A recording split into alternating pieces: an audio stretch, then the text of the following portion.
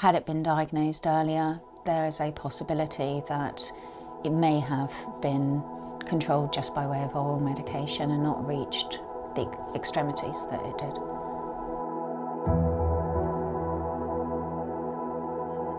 I was diagnosed in August 2010, so nearly 13 years ago. My daughter was 8 months old at the time. I'd had long-term consultant care. I'd been deemed to have high-risk pregnancies due to long-term steroid use for underlying rheumatology problems. My previous pregnancies had ended very badly, including a stillbirth, and I was very much consultant-led throughout the pregnancies. I became very ill after she was born. The consultants put it down to a rheumatology flare, and I was prescribed medication on that basis. I was put on methotrexate, but my symptoms deteriorated, and I had test after test. I had ECGs, blood tests.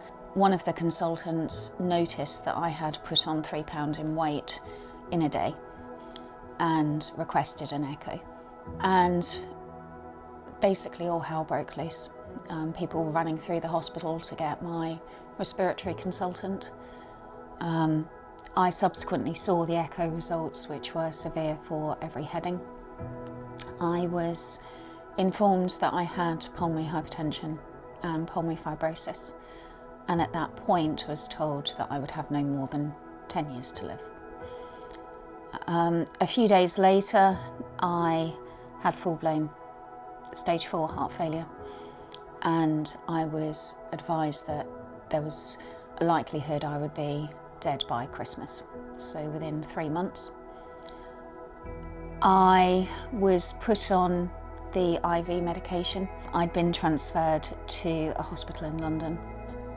I was accepted onto Papworth's list the day before my daughter's first birthday, and I remained on the list for the next 37 months. I was on 24/7 oxygen for several months. Over time, the water retention caused by the heart failure was controlled, and the IV line was removed, and I was just placed on solely oral medication rather than dual therapy. And eventually my lungs stabilised, obviously at a very poor level, but I'm here 13 years after diagnosis.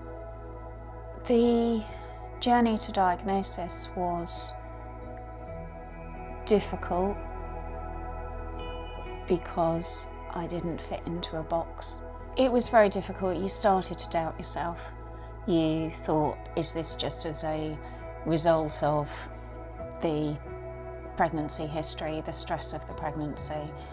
The pregnancy was probably one of the worst that it could have been, because obviously it followed a loss at 8 months.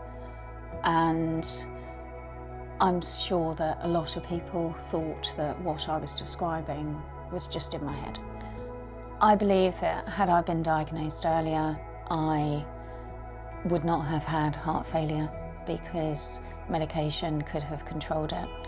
And by having the heart failure, I spent a month away from an 8-month-old baby and had an IV line put in, which in turn really impacted on my ability to care for my child. I couldn't do the normal mum things with taking her for a walk or lifting her onto a swing, and I just can't remember I can't remember the bulk of her first year of life. If I had to describe everything in just one word, it would be just devastation. I lost time with my child that I will never get back, and I know that I have a limited time in relation to her future. I can't recall a lot of her milestones, and part of her childhood was taken from me.